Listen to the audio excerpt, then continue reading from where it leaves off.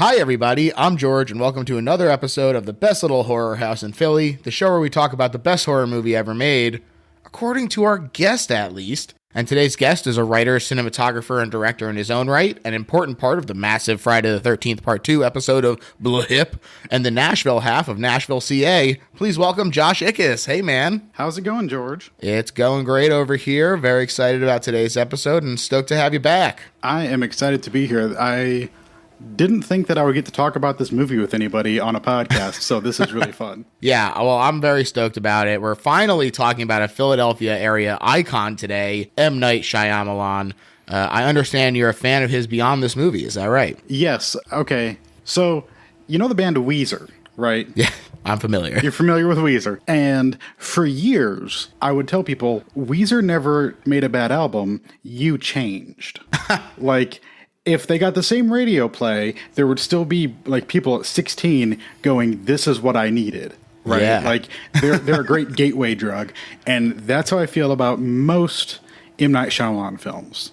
Wow. Like I will defend most of what he's done, Avatar notwithstanding. Yeah, hey, in this house, we respect M. Night as well. I haven't seen every single one of his movies, but I like a lot of the ones that I have seen, even ones that aren't always the popular choices. You know, I like Glass, I like Old, and not everyone likes Old, but The Beach makes you old. What's not to like?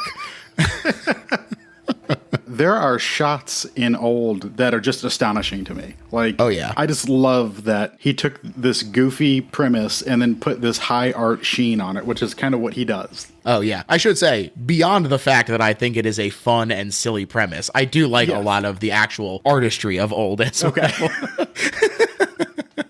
But why don't you tell us a little bit about, I know we talked on the Friday the 13th episode, we kind of did a quick overview of everyone's history with horror, but I want to give you a chance to remind the people sort of how it all started for you. Oh man. Like, it would have to go back to my parents first renting. We rented a VCR from the public library. Nice. Like, libraries, we love them. Yes. I stan libraries. My local library has a new limited edition library card that I'm going to go pick up this weekend. I'm excited. It says, I read banned books. Oh, hell yeah. That's pretty badass for a library. Oh, yeah. But I remember my parents renting this. And at first, we had a beta player for a while, and then switched to VHS. But all through there, right, there's these underlying pinnings of horror movies. Even in something like in Indiana Jones movies, you have these terrifying sequences that were always like super interesting to me. Yeah. And I remember from there, my mom showing me Psycho, because that was one of her big favorites, and introducing me to Alfred Hitchcock and The Birds. And I mean, you're off to the races from there, right? Like, when you are allowed to browse the shelves, I don't know what your local was called. Mine was the Tapeworm and the Tapeworm 2, because they were spun off from a used bookstore called the Bookworm. Yeah. So when they got tapes, they called it the Tapeworm, logically. Marketing be damned.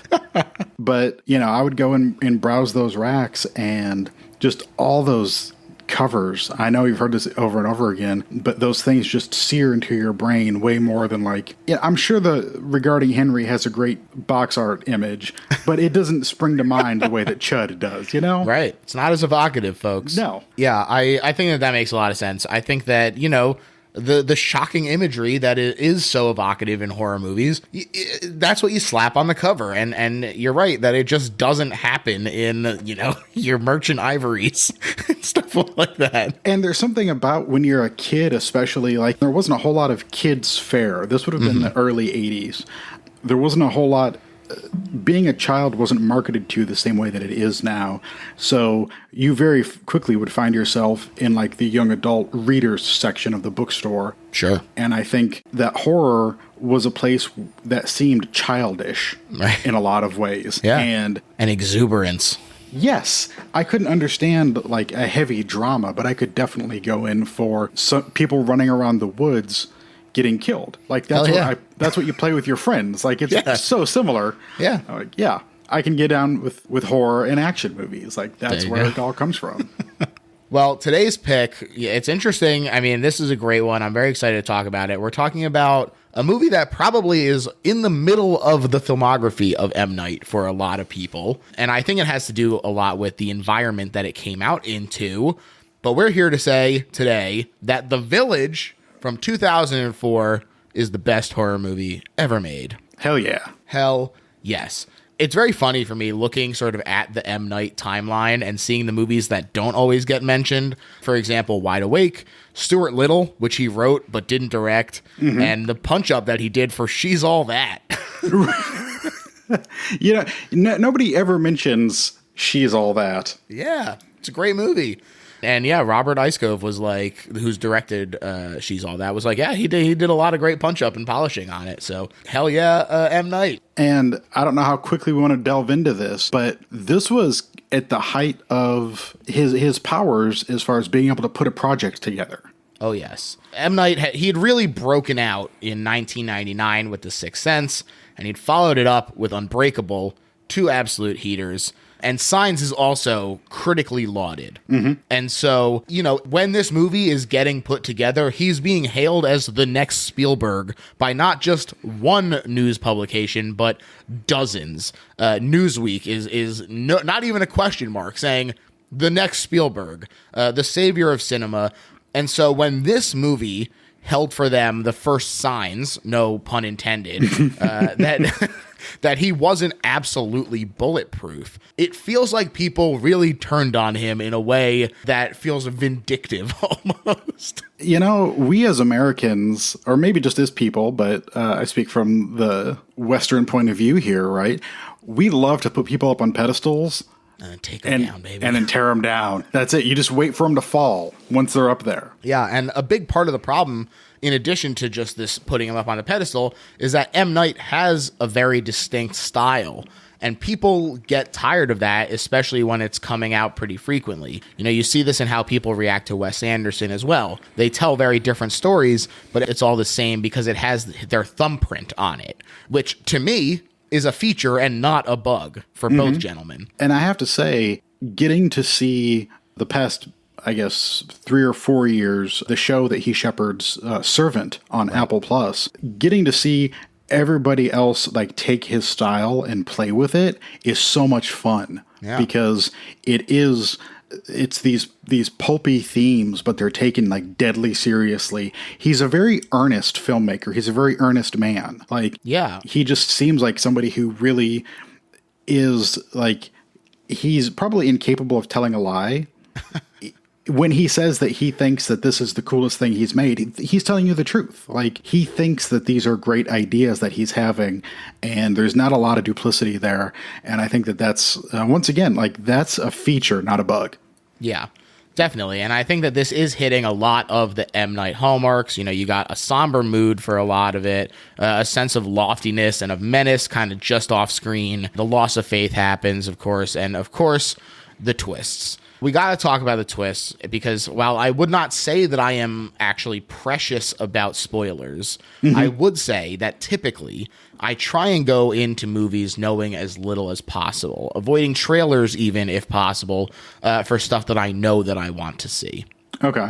But I kind of grew up just behind M. Night. I was young enough to have basically every movie that he put out spoiled for me in advance, just from 1,000 times over, just from their place in pop culture, because they were so ubiquitous and loomed so large in the public eye.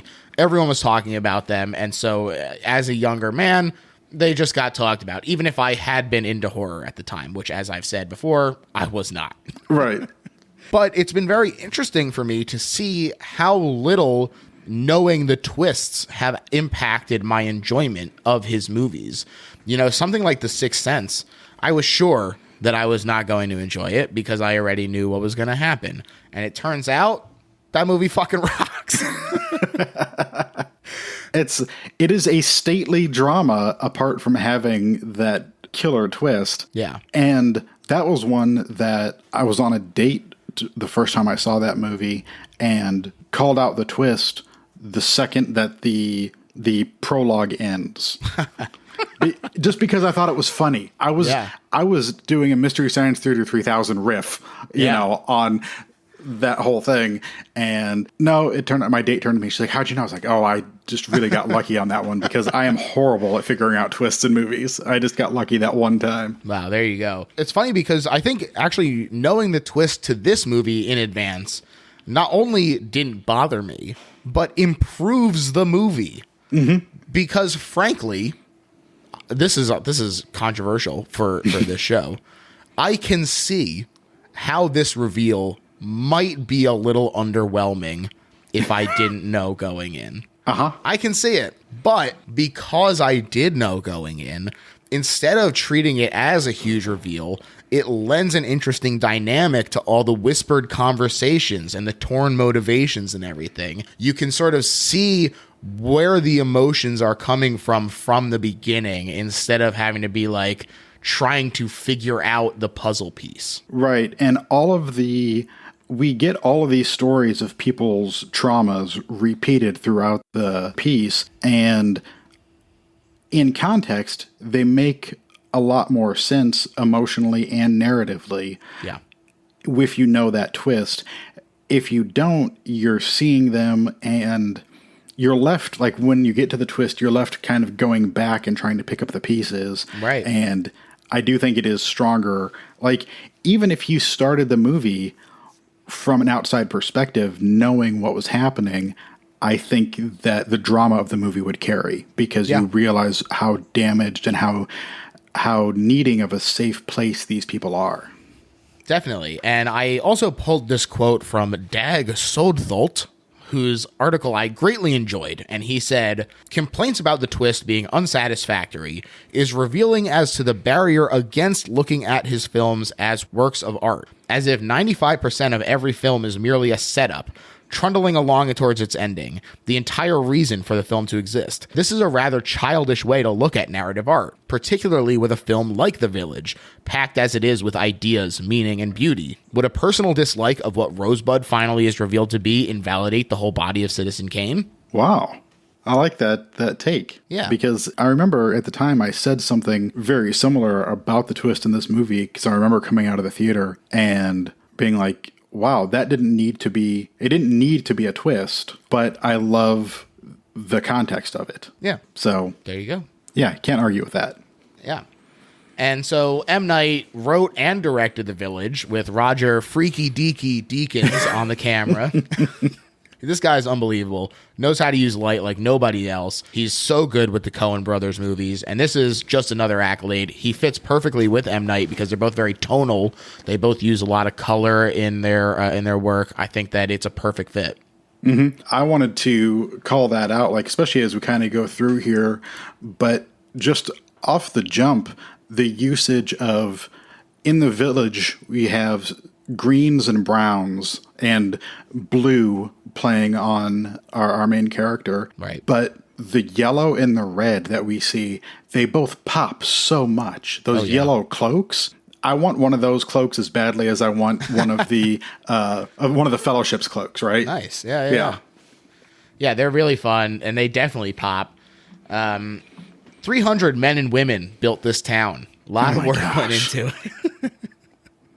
And they worked along with the costuming department to make sure that it looked natural without being overly sober. I know that I said that there is sort of a, stateliness, a little bit of a seriousness to the movie, but there is fun. It's a beautiful little valley and everything. I think that they do a good job of avoiding the over sobriety of it. Mm-hmm. It's also an incredible cast. I mean, they wanted a lot of theater actors so that they could do longer takes, and they put people into a boot camp situation where they learned to actually live that way. It was very funny seeing Sigourney Weaver like blacksmithing in the behind the scenes footage.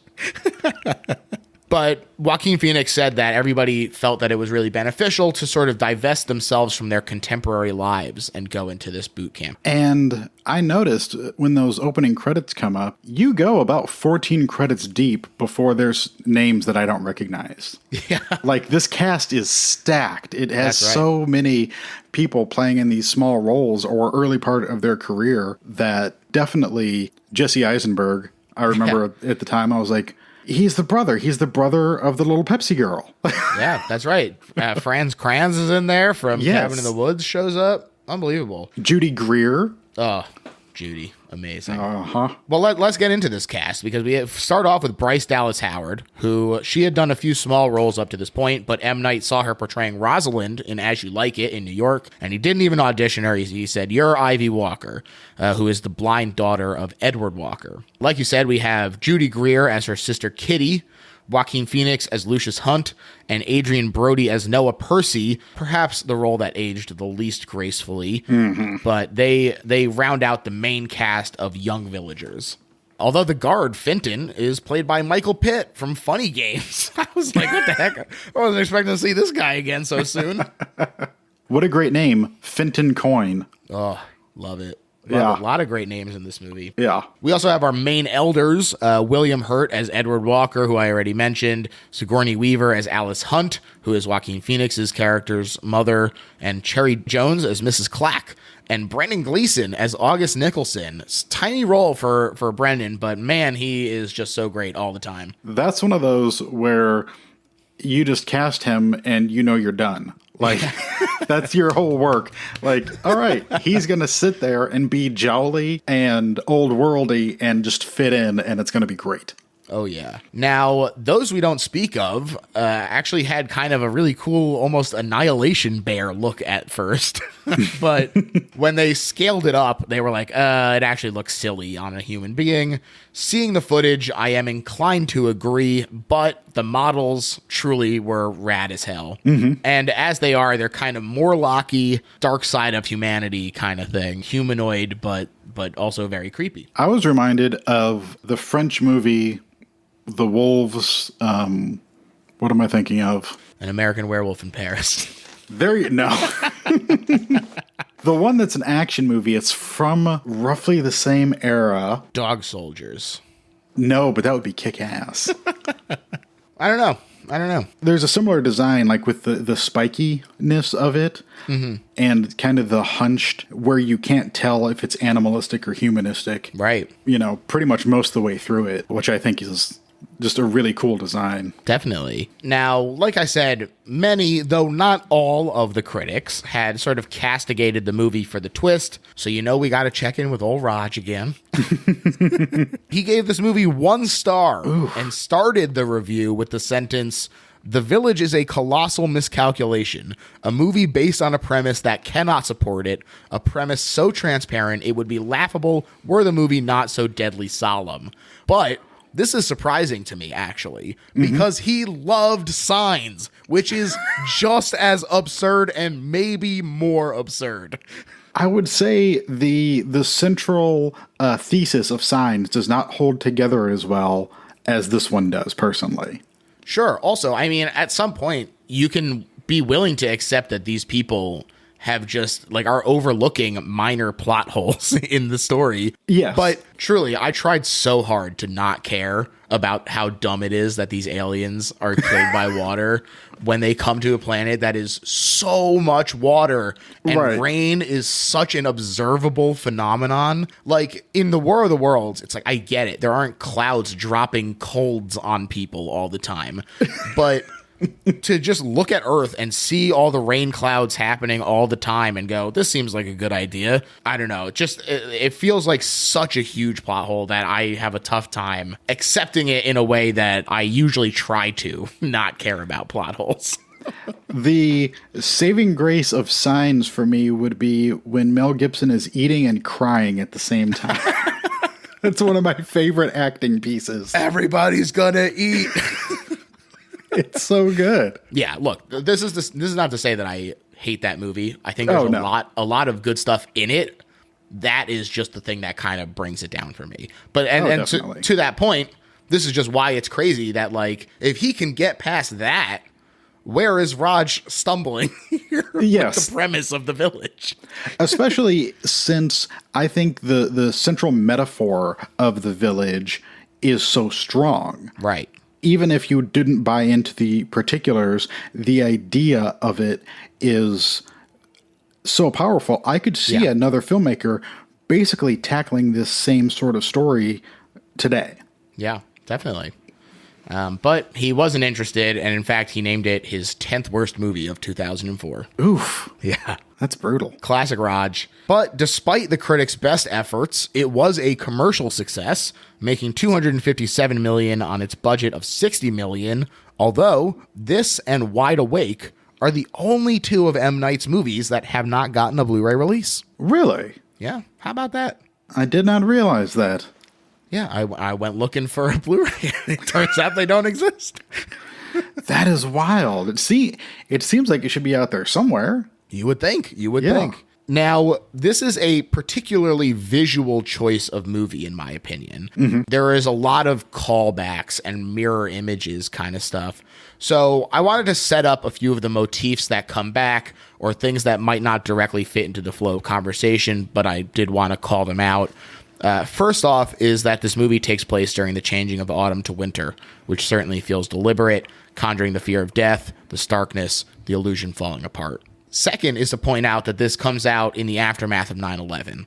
Mm-hmm. Obviously, there is a lot of fear of insidious outsiders, closing borders, and retreating into isolationism born from trauma. It's kind of easy to read this as the United States, especially when at the very end we hear some talk about the Iraq War on the radio. There are also a bunch of interesting motifs. Hands are a major one, not only with Ivy being blind and using her hands to navigate, but also throughout. They're a symbol of comfort and connectivity that is distinctly subverted many times as fear of connections and the pain that they can bring. There's also a lot of chairs that are tied to loss. Often they're conspicuously empty, a reminder of the people who should be filling them, Lucius's father, for example, or they're filled with someone currently in grief in shots with the box O secrets, that sort of thing. And the last one that really stood out to me is the harmony indicated with shots of groups of 2 or 4, but whenever there is a group of 3, dysfunction is close behind. So just a few things that tend to come up in the movie in terms of visuals that, maybe I can't call out every single instance of them, but even in moments where I am sort of brushing past the plot, there is a lot of symbolism and motifs happening. The chairs was one that I did not catch until this time, really. The colors motif is very obvious, and the hands, because there's such strong framing of them. But the chairs was a really beautiful one that struck me this time. Yeah, it's really, really well done, especially because there's a sort of sweet melancholy a lot of the time to it, where it does not necessarily feel like immediate loss all the time. Like I said, it feels like, it's left empty, or you just see Brendan Gleeson like rocking back and forth in his as he reminisces about his son. So it's a lot of really great stuff in there. Now let's get into the actual movie. It starts off with these dark, foreboding woods even, that get more hectic. And we open up on August Nicholson weeping over his newly deceased 7-year-old son, Daniel's grave. And this shot is pretty clearly representational of the village at large. The bereaved August is fenced in. He's retreated from the rest of the world at large to lament the death of a loved one, but the fence is also trapping him in there with the grief. So it's pretty clear sort of one-to-one comparison, but the tombstone indicates that it's 1897. At the wake, they question if they made the right choice to settle here, but are grateful for the time they're given. This is a ritualistic sort of saying that they've clearly done over and over again, sort of a way to make themselves feel better about the shortened lifespans that they're dealing with. And I think that it's really great and interesting how much of the environment is set up so early. And again, it's the kind of thing where knowing the way that it shakes out and the efforts that the elders have been putting in makes that sort of melancholy come through from the word go. I wanted to call out the use of, for the most part, this is a lock it down, put it on sticks, or we're on a dolly type of movie. Yeah. But early on, we get the contrast when he is by himself in that grief. We get a quick handheld shot that is almost shaking as he is weeping over his shoulder, which I think is really effective and subtle use of the dynamics that you can get between those two different things. It's also where we get the first usage of the hand motif as he reaches for Williams Hurt's hand. Yep. Yeah. Right at the beginning of the movie. And you get that sort of non-toxic male connection that these people are looking for in this intentional community is, I think, something to be lauded. Yeah, I think that the camera work is really spectacular in this particular section as well. I think that it is reflected later on where we don't, like you said, we don't get a lot of these sort of over-the-shoulder shots or even the more directly aerial shot that looks down at him. And it's interesting to see this character starting off with his back to us, holding on to death and sort of clinging to his son. And the way that flips when we, spoiler alert, see Lucius like laying in the bed facing up, and it's another aerial shot. He's clinging to life as best as he can. You know, he's got all the white on in the bed, in the sheets. It's an interesting dynamic in terms of what people are using as the thing to keep them going. Like, clearly Brendan Gleeson's character August is in the throes of grief. He's clinging to death. This is all he knows anymore. He's the last member of his family. The thing that he left the towns to avoid has found him. Like he said, sorrow will find you like a dog. I also clocked those overhead shots because we get them here later on when everyone is hiding in a hole, literally towards the end, that are very impactful of that same hole where we're looking down. And there is something about that God's eye view, that usage of it that he employs like just a couple times per act, but it seems so pointed. Definitely so. And this seems to be a pretty nice little town. Could be Amish country even, but there's a few little things that seem off. First, their eating is interrupted by the baying of some kind of animal, or could be whatever. But also, some younger women seem terrified to discover a red flower growing from under their home, going so far as to tear it out and bury it. And the town the village, is guarded at night from a tower facing the woods and a buttload of torches. Now, the school teacher, Mr. Walker, discovers the children staring at a mutilated and skinned rabbit, which leads to a bit of backstory. They're afraid of the monstrous those we don't speak of, which is quite a mouthful, so I'm going to call them speakies for the rest of this. I love it. There's also a bit of a clue to the twist, since contractions probably wouldn't be in usage in the late 19th century. So just the fact that they are calling them those we don't speak of instead of those we do not speak of is kind of a clue that they're using this faux old language. Really, really clever, really fun to have that, the breadcrumbs kind of leading you along. But the speakies and the villagers have a truce. They don't go in the woods, and the speakies don't come in the valley.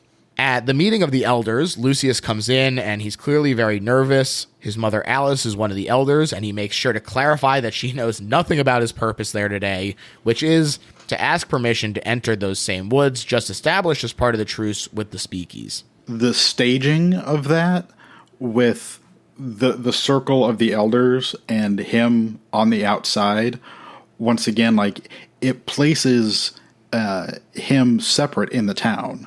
And we get it called out later how he is different than the other boys, but also Ivy is separate from the town and with her loss of sight and her tomboyishness. And you can't help but triangulate these connections between the characters already. Definitely. Even Noah as well is sort of ostracized from the town. And it feels like the quiet room was probably built for him. Kind of. Yes. Now, the reason that he wants to go into the woods and to the towns is because Daniel died a preventable death of illness, and Lucius wants to go looking for medicines. And I love the way it just jumps forward to be like, yeah, right. Now, I also think this is particularly interesting with the twist known because the elders will have greatly expanded lifespans compared to the rest of the village, simply because they were inoculated against so many diseases from their life in the towns, compared to those children who are reverting back to late 19th century lifespans. It's, people say, oh, the hardest thing anyone could ever do is bury their child. And these people are purposely trying to avoid grief, but putting themselves in a situation where they will constantly have to go through the hardest thing anyone has had to do. The next day, there's another skinned animal. It's a fox this time, and they call everyone together where Alice says, hey, come on, we would know if a speaky got in here, because, spoiler, they would know if the speakies got in there. So it's got to be a wolf or a coyote that's suffering from madness. So everything's fine, but keep an eye on the tots.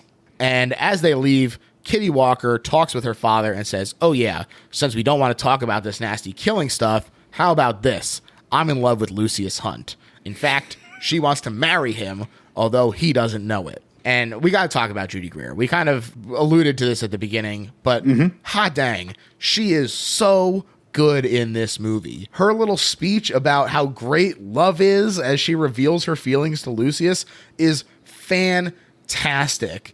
And then for it to cut and it's just her sobbing is like, what a funny moment. She does such a great job throughout the entire thing of playing it funny when it needs to be funny, serious when it needs to be serious. Her naive puppy love towards Lucius reflects the more, compared to the more intense and deep love from Ivy, is also a reflection of Noah Percy and the way that he feels about Ivy compared to Lucius. She is serving a purpose for the story, but still manages to feel like her own person as well in a way that does not always happen. And I think it's so impressive. You called out her monologue, but it's one take. It's one shot. It's one long shot as they're doing a walk and talk, but the camera, I believe, comes around the side of a building and then settles. And you see them like walk into the distance, and she delivers this whole monologue, and the wind is blowing and she's jumping up and down. Like, she's filled with this youthful glee. And then the switch, the first edit from getting her dad's permission to saying, oh, hi, Lucius. It's so good. And then the cut to her just weeping. Oh my gosh. That was, I don't know who cut this movie, but whoever did, that is some spectacular spot on editing. Really fantastic. And like I said, she's being comforted by her sister Ivy, who has a soothing way about her. She also calms down Noah Percy, who has some sort of behavioral disorder. And it's clear that this is not the first time that she's done this. Although this moment also gives a look at the timeout room that locks from the outside. It's just one of those things where it's like, oh yeah, not all the things in the quote good old days were so good. This method of punishment is grim. And they race to the resting rock where Lucius is, you guessed it, resting. One thing I wanted to bring up here and get your opinion on is that she sort of sets up the future betrayal in a way. Though she just extracted an agreement from Noah not to strike people, she breaks their agreement not to cheat in the race without a second thought, proving that it's just part of the game and part of the illusion that he is seeing through. Ooh, I had not considered that, George. There you go. I really like that. I think there is something to the idea that Noah with his... It's never stated what Noah's particular affliction is, but we are led to believe that he has the mind of a child. In the parlance of the fake times that they're in, right? Yeah. And therefore would not understand the differences of complexities of lying versus sparing someone's feelings, or not hitting versus not cheating in the race. He would not be able to equate those two things at all. Right. It's he would draw the straightest line between them. And there's a moment where when she first takes off and he's looking the other way, and then when he notices, he looks so upset for like 2 seconds. And then the sort of glee of the hunt is back on, and he starts running after her. But those little 2 seconds I thought really did a lot to sort of communicate how this really does feel like a betrayal to him. I'm not sure what all you found. I recall on the DVD some of the special features showing Deakins setting up this extremely long dolly track for some of these shots that go from the village down into the woods. Right. And I remember the crew talking about how kind of excruciating it was to get these smooth, beautiful shots that they wanted, because they're just gliding over the tops. Hills. And they're not using Steadicam. They use dollies for almost everything. I don't know why. Because when you want something done, you do it right. Exactly, yes. Craftsmanship, sir. That's right, that's right. Now, Ivy tells Lucius, I know you turned my sister down because you're in love with me, which is a bold thing to say, but turns out it's the truth. But they're interrupted when Noah hands her some berries, which Lucius reveals to be the bad color. Uh-oh. That's right, these are red too, and Ivy hastily covers them and says, this color attracts those we don't speak of. You must bury it. So again, kind of ritualistic in her tone. And Lucius gets nervous and asks where Noah got them from, and he didn't pick them right now because he pulled them out of his pocket, and Lucius has never seen those kind of berries before, where Noah says he got them from the wood. So now Lucius is like, oh baby. It's time to go tell the elders that it's chill to go into the woods as long as you're innocent. And again, they refuse him. Unbelievable. And he weeps, saying this town is full of secrets and I just want to help the villagers. It's tough because I think without the foreknowledge of what the twist is, you're not as torn. Mm-hmm. Because you only see his side, Lucius's side. You're like, yes, he is almost an adult ready to get married. Let him do some things. Yeah, let him absolutely. take care of some shit once in a while. Now, these boxes are tucked away in every one of the houses that houses an elder. Supposedly, they're the remnants of the evils of their former lives, kept nearby as a reminder. But he says Edward Walker is also hiding his feelings for Alice. Now, Edward is married as well with those with his two. No, I think it's more than 2 children. I think he's got like 5 kids, but only 2 of them talk. Yeah. The next day, Lucius is putting up some yellow on the trees while wearing a yellow poncho. Yellow presumably repels the speakies. That's they never are outright like, oh yeah, this repels them, because that would be terrible dialogue. But you sort of pick it up. It feels representational of the sun, and obviously these guys come out at night. But it's just some good work there. And Lucius stares into the woods and indeed strides in, breaking off a twig of the same red berries that Noah produced. He's startled by growls and movement, though, as we see just the tail of something vanishing, but he doesn't panic because he is fearless after all, and as promised to the elders, he strides back out just as confidently. He finds Ivy out, and we find out that the medicine may have prevented her loss of sight, but also, Kitty is engaged to Kristoff now, so hint, hint, Ivy is free to receive interest from any who might have it. This is, I think, a really fun moment where Ivy sort of steps into view a little more, where you say, oh, it's not just going to be like about Lucius, it's going to be about the way that they interact together. I like the engagement subplot here. Like, first of all, for the visuals that it brings us later, but actually the idea that Kitty and Kristoff are children. Yeah. We see in an earlier scene, Kristoff is taunting Jesse Eisenberg's character as Jameson, right? Yeah. We see them like they're playing games, daring each other to go to the edge of the forest and stand with their back towards it so that the speakies might sneak up on them. And then they're playing the wrestling and slapping games with Noah and everything. And you're like, these people should not be getting married yet. I'm sorry. Back at the watchtower, Finton sees a red cloaked figure enter the village, and I love this dude's reaction of just like, oh shit, and balling up for a second. But he does ring the alarm bell, so everyone scatters for the cellar. Noah is stoked though. They're coming. Lucius is outside waiting to make sure that Ivy is safe, and he sees a speakie coming. Ivy can tell he's out there though, and uses herself as bait to come inside just as a speakie approaches her, presumably with devourous intent. Great little deployment of slow-mo and this soaring music. And it also is the first time he has touched her since childhood. Again, this usage of hands and touching as a motif, this connection point between them. They've talked about how she knew that he was in love with her because he stopped touching her one day. It's just a really great moment. I think that they do such a spectacular job of imbibing it with romance in the middle of danger. So you mentioned the score sweeping in at this point. I did want to call out James Newton Howard. This score is one of my favorite movie scores. It's great. A lot of violin. Yes, the Hilary Hahn violin is so good. Like you said, it's soaring. But the fact that in the same year, James Newton Howard did this movie, Hidalgo, and Collateral. Wow. All those came out in the same year, and I'm like, that's impressive right there. What a year. Yeah. Just bangers from Newton Howard there.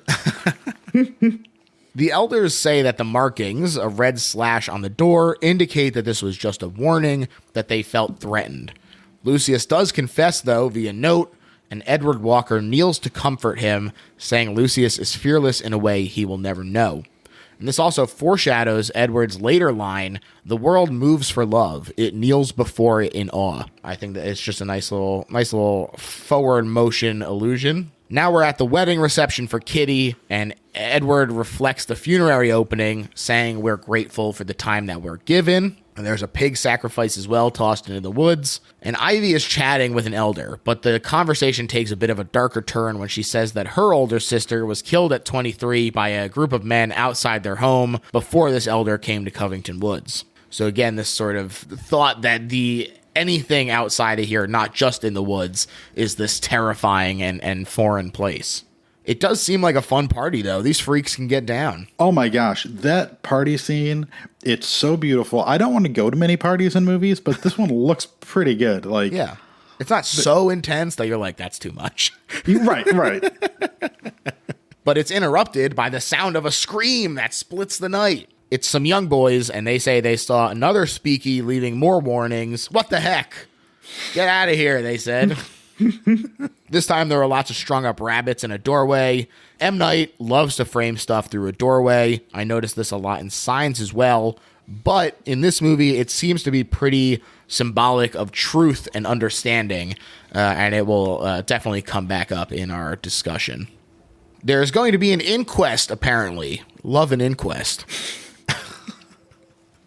Lucius tells Ivy when she asks how he holds the record for the stand with your back to the woods game. He says he doesn't worry about what will happen, only what needs to be done, which, it could be argued, was also the thought process for the elders when they moved to Covington Woods and started this whole thing. The end of the party scene into the inquest, we get very quickly, once again, Lucius takes Ivy's hand, and this time there's no build-up. It's just like a matter of course that he should take her hand the second time and that he is going to protect her, right? But she is leading the way. Mm-hmm. And we get that repeated when later her father talks about her leading the way when others can't. When others can only follow. And so both of these characters, her and Lucius, are set up as kind of the strongest moral fiber that is left in this community. Definitely. And this is also where Lucius does confess his love for her. It's a very sweet moment.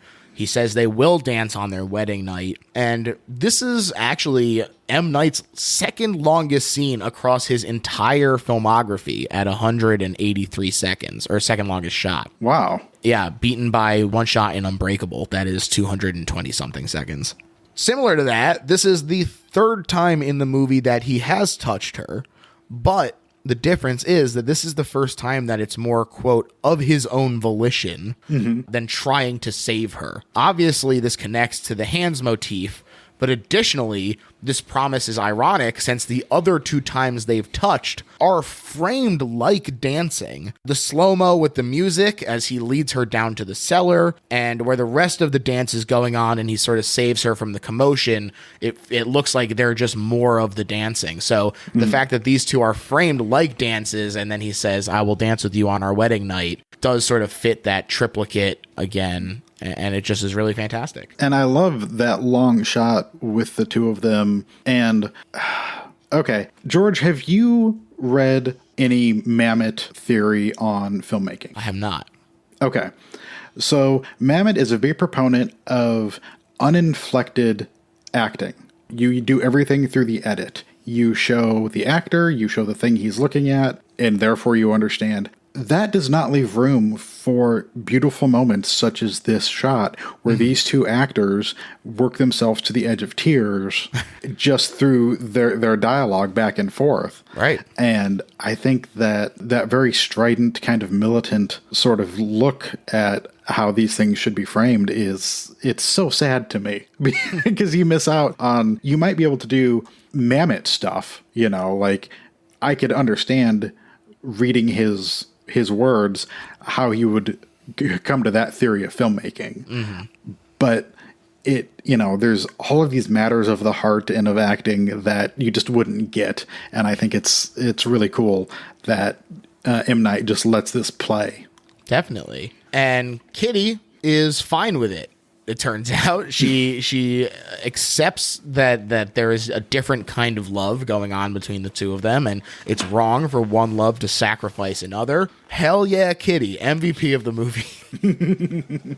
I also do think it's interesting, though, to sort of see how she matures throughout the entirety of the movie. A lot of stuff happens from the first time that we see our characters to the end of it. I think that she certainly grows up the most of anybody in this movie. For sure. Noah comes to talk with Lucius, and by talk, I mean stab.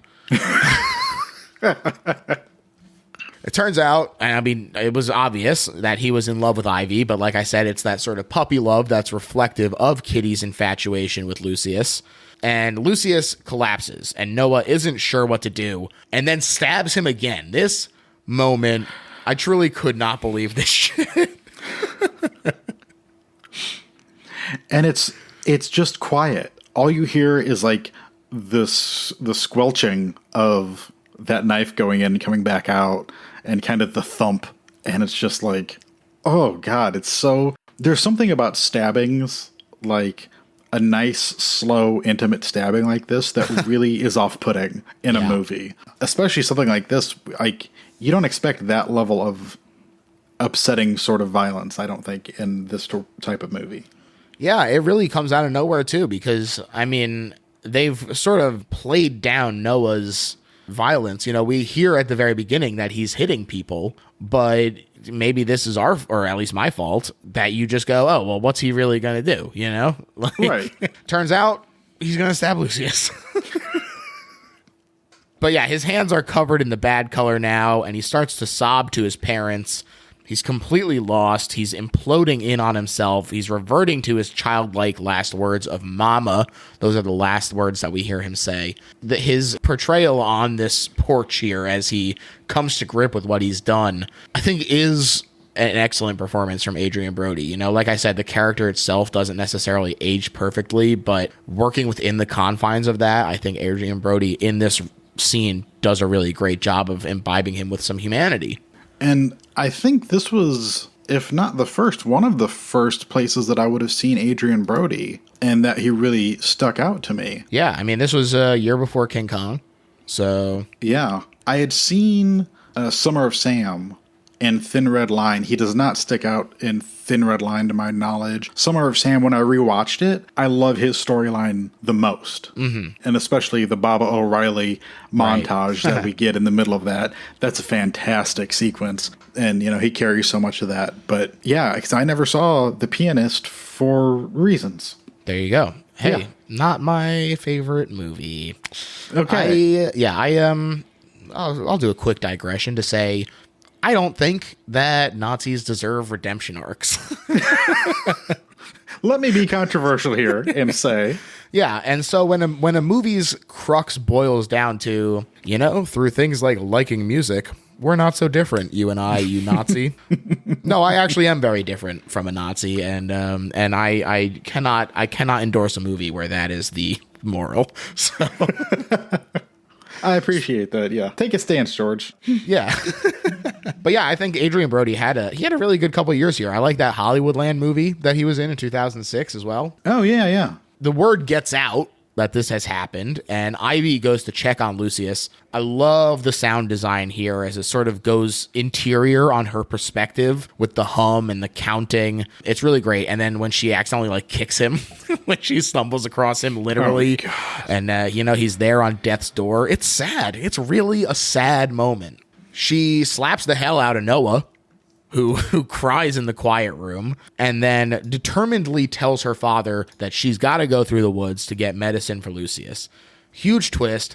I love this, and everyone knows that M. Night loves Hitchcock. This is not a new observation, but in my opinion, this is psycho as hell, this main character shift. I think this is a really awesome rug pull in the same way that the rug pull of Psycho works for me. Oh, for sure. And the idea that she has been set up as, she's blind in this era where there are so many helpful devices that she does not have, right? Like, she purely lives by her wits and her cane, and she is very capable, but no one, not even the very strong Joaquin Phoenix, can go into the woods.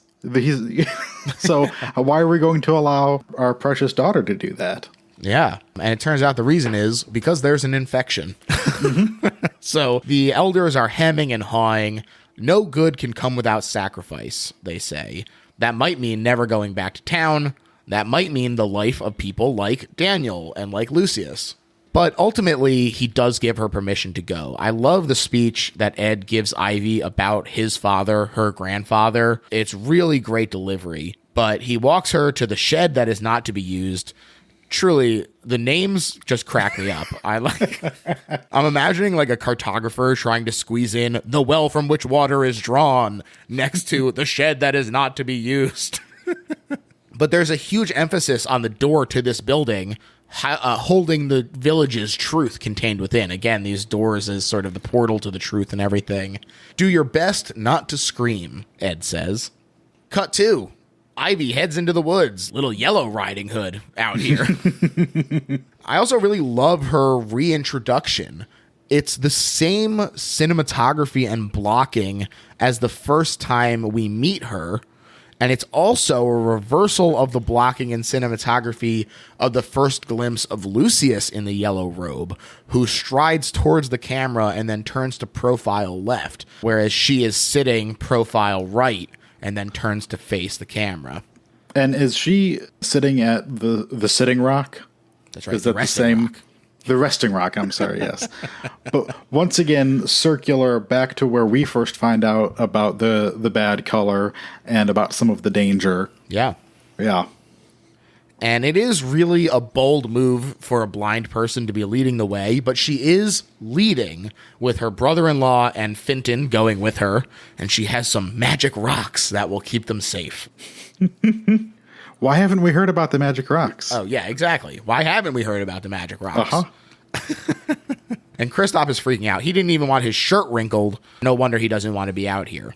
And Finton freaks out too. Both of them, him and Ivy, replicating that same facing the camera profile framing, by the way, when they're sitting underneath the little tent there. And they both ultimately leave Ivy all alone. And she dumps out the rocks. What? Flashback to the shed. What the heck? It's a speaky. Ed reveals that the whole thing is just a farce, that they got these costumes and they use it to keep everyone in the village. The problem is someone has been going rogue and mutilating the animals, and we've seen that one of these figures is much more distorted than a lot of the others. I also got to say that these guys really look like they're cousins of the Saw pig guy. I don't know why everyone was dressing up as red cloaked pigmen in 2004. It was the hot look. I was going to say, new hot style was red cloaked pigman. There were rumors of creatures in these woods, so they just leaned into it. Forgive us our silly lies, Ivy. They were not meant to harm. And this, of course, brings up the question of, can you shield your children from harm by lying to them? And of course, this is a slippery slope to becoming Amish monster people. God. Ed goes to Alice, and he says this was the only gift that he could give her, allowing her to go and try and save Lucius, which confirms that Lucius was right about his having feelings for her. And interestingly, this is, to me, the most interesting usage of the doors motif, because this moment has both a closed and an open door, which is to say that they are both like, well, we know it has to be a secret to everyone else, but at the very least, we can sort of reveal our love for each other to each other and have this moment that sort of the open and closed doors sort of cancel each other out in this secret between two. Man, when he talks to the elders too, I mean, William Hurt really fucking kills this movie. Like, he is fucking amazing. It is too painful. I cannot bear it.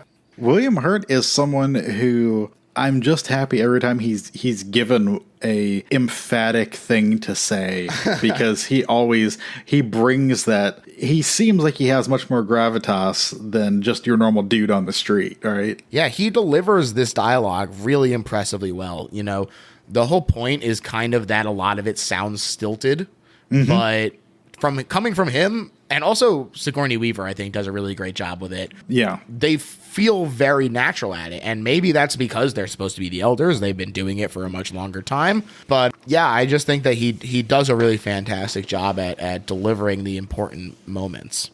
And they ask, who will continue this? Who do you plan to live forever? He says when they're like, we got to just let all the kids die.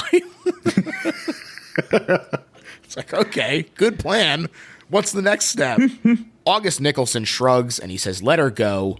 We can move towards hope, but you can't run from heartache, which basically is what he said earlier. His brother was killed in the towns, but the rest of his family died here. So now there's more grief here than there was there. Sorrow will find you. Right. And she is running towards hope, which it turns out is more of a slow, muddy walk through the woods. And there's a pit. Yes. That looks like it fucking sucks. I was going to say, it's a slow, muddy walk with one giant digression in it. Yeah. It certainly is. I also do want to call out, as far as the camera work goes, that it's interesting to me that when we had her two companions there were a lot of really striking close-ups. But now that they're gone, it's almost like we're sort of as blind as she is. We don't get these close-ups of her anymore. We have to just sort of deal with the wider perspective. And when we do get in close, it's like of her feet kind of stumbling along the ground, or of her hands brushing past things. It's her sensory methods. Yeah, it makes you kind of viscerally uncomfortable of like, are you as blind as she is? Yeah. Yeah. Suddenly, the voice of Papa Walker rings in her head. There were rumors of creatures in the woods. Uh-oh. Troubles pile up. Her cane is snapped. And worst of all, there's a noise that's a callback to a piece of the lore that we hear in this game that they were playing, where they stand there, which is that the speakies imitate you before they attack. Mm-hmm. She starts running completely blind in the woods and winds up in a field of those berries of the bad color. She's completely surrounded and vulnerable to attack, and this is an escalation of the scene where Lucius stumbled across the berries with his yellow cloak and bared head. You know, it's a natural progression.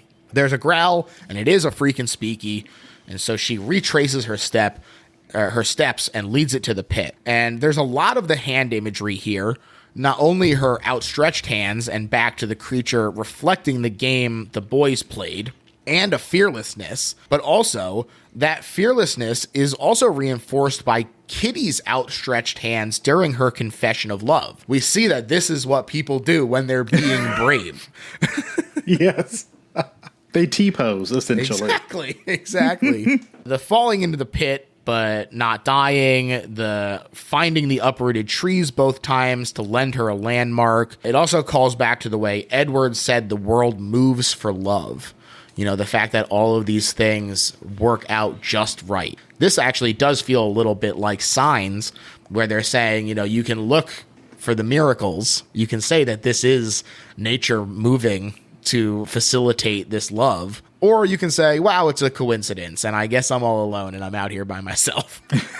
But I love it. It turns out it was Noah who had fallen in there and found one of the suits and gone rogue. And Noah's childlike love of games, combined with that lore that the creatures imitate you, explains a lot of the way it moved, and also, frankly, makes the falling into the pit its own kind of ironic imitation. Mm-hmm. The fact that he does it at full speed, I mean, earlier, it's really interesting that we get her racing down the hill, but she knows where she is. And then later, when she's on the path, she does the same kind of thing, the same kind of loping stride. But she's always searching out safe holds for her feet, whereas Noah is just running headlong. That's right.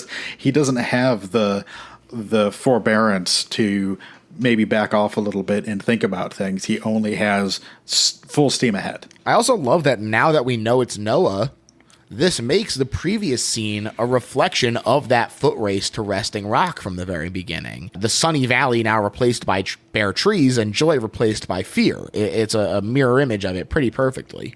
And he does die down there in the pit, looking truly like a big bad wolf. And she continues her journey, finding the hidden road and then slamming into a big leafy wall. So up she goes. So, George, I wanted to ask you, because we brought this up earlier with those God's Eye view shots, right? Yeah. And we have August at the beginning with his back to the camera. We have Lucius with his front to the camera. And here, when Noah dies, he's lying on his side, like in a fetal position. Is there any continuity to be gained from this observation, or is it just cool staging?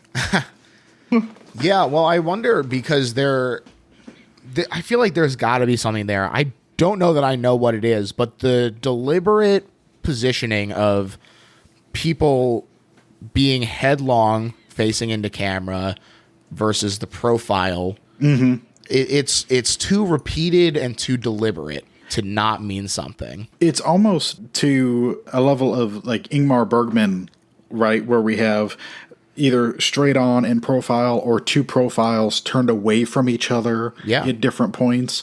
The Alice and Ed when they're out in the, like standing in front of the house. Oh my gosh.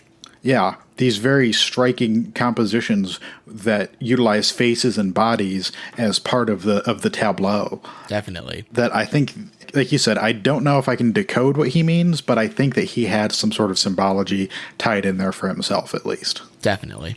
And Ed pulls out his box o' secrets, and what is a lid if not another door?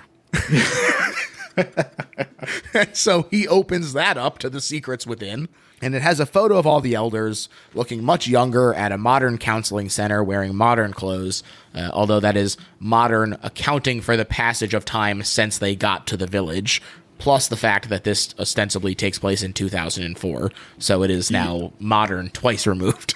Yes, modern circa 1978, maybe? Right. Yeah.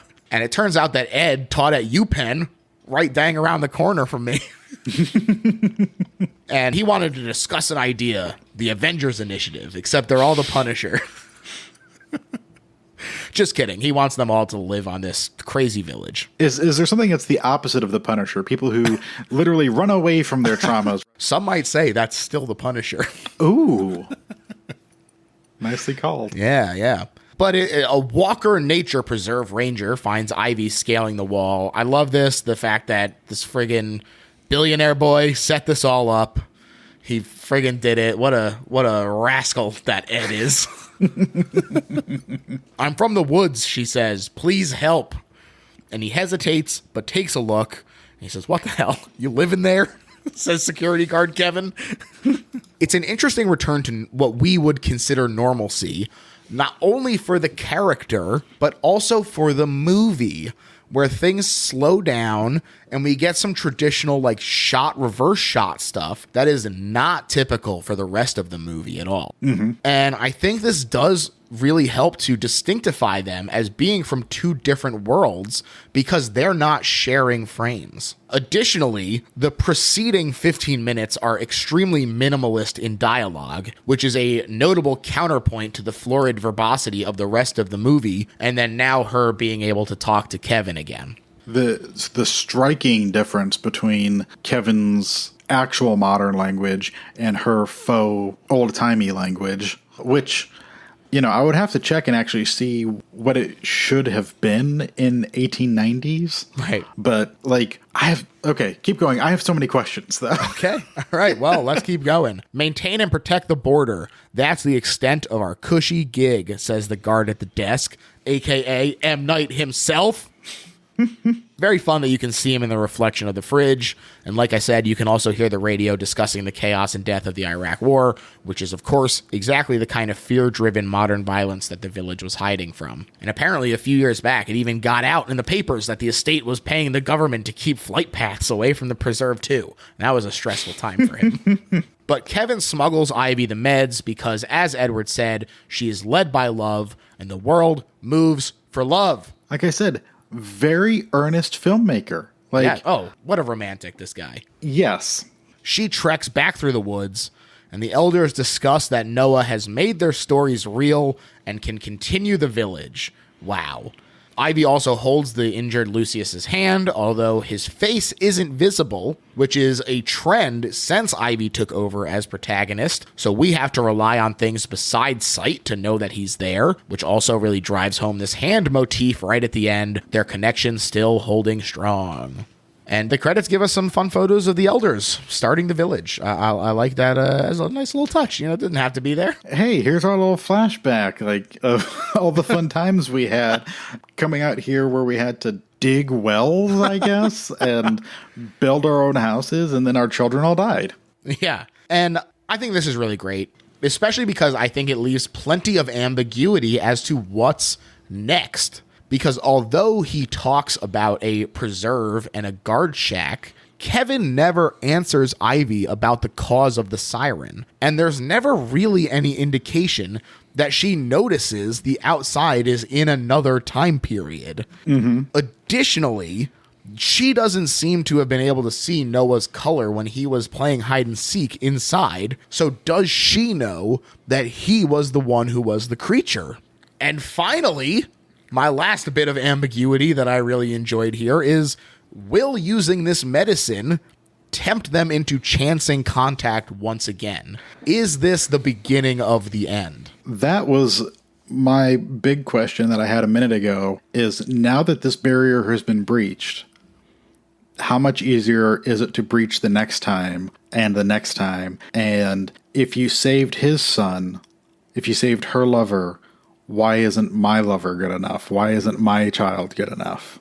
You'd have to consider that. Right. Yeah. And the idea, it's a lot easier to go without the whole time than to have something and have it taken away. Oh, for sure. And so now that they have this medicine and they're like, well, I guess we ration it forever. That's just not feasible. It's just not feasible. And so I think it does tie interestingly into the fact that she might not know that it's another time period out there. Also, Kevin is like, he's eyeballing those woods. He's like, I don't know what the hell's going on.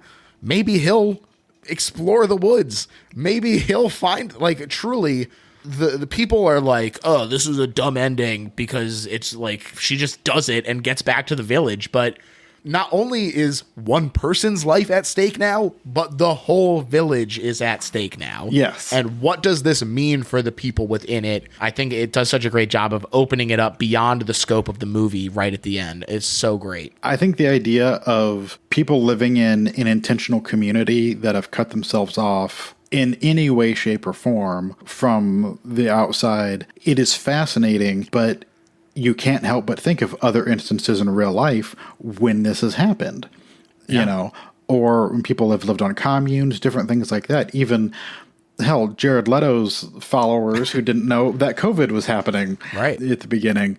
All of these things, they tie together, and, you wonder about humanity in this microcosm that they represent now. And what do you do if you're given all the tools? It's also very similar to the Twilight Zone story, 100 Yards Over the Ridge, where a character very similar, there's someone sick on the wagon train, he's going to go and try to scope out the next town, and when he goes over the ridge, it's modern day. And then he goes back, but he can only make one trip. Right. So that portion of it's cut off, but it does, you get the idea that it helped set the fortunes of that whole wagon train changed because of what happened there. Yeah. Do they decide to tell the children the secrets? Like, you have to at some point. Otherwise, it's going to fall into chaos the next generation down. Yeah, at some point, if no one knows that there is, like, that the elders were the creatures, then they will just stop being creatures at some point. Yes. They're going to throw, half of a pig into the woods, and no one's going to go pick it up. Yeah, she's going to rot. Yeah. Just be a gross pig. And now, Josh, we've talked the whole time about what makes this movie so interesting and so great. Mm-hmm. But now we've reached the point of the episode where we sum up why it's not just so good and so great, but why it is, in fact, the best horror movie ever made.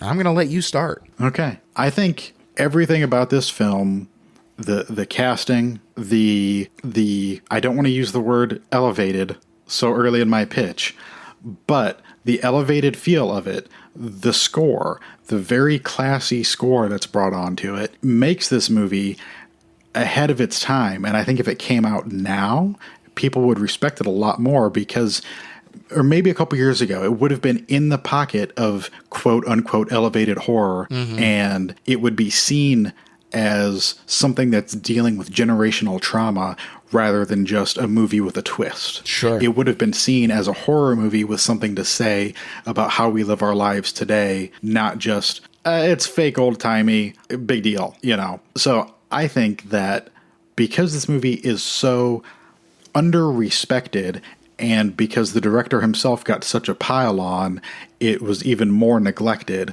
that it should get a reappraisal, a reevaluation, and more people will then realize that it is indeed the best horror movie ever made.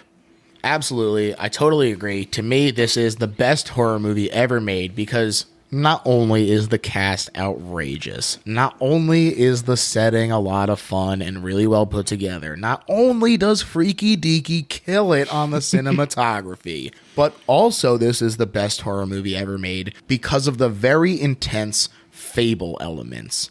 Not only textually, with legends being used to control the villagers, but additionally, the movie itself as a modern fable, a way to communicate a morality tale through entertainment, much the way that the fables have since their inception. Not the first time that tropey horror movies with broad characters being a morality play to curb behavior has come up, but this takes that thought and then brings it to another level, incorporates it into the story itself, blends things like Little Red Riding Hood and the Big Bad Wolf into it, things that will call out to us, that will serve as a connection point, a tether for us to the fables that we already know. And this lets us question society as the elders and are scaring people to get them to act how we want.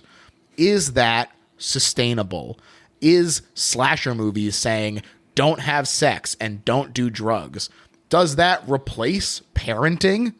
Clearly, this movie seems to think otherwise. It's not a sustainable thing. The illusion will come crumbling down, and you cannot run from sorrow. You need to face things head on. I just think that it does such a great job. It has so much to say. The performances knock it out of the park. Every aspect of this movie is just firing at 100, and it's the best horror movie ever made. There we go. Yay.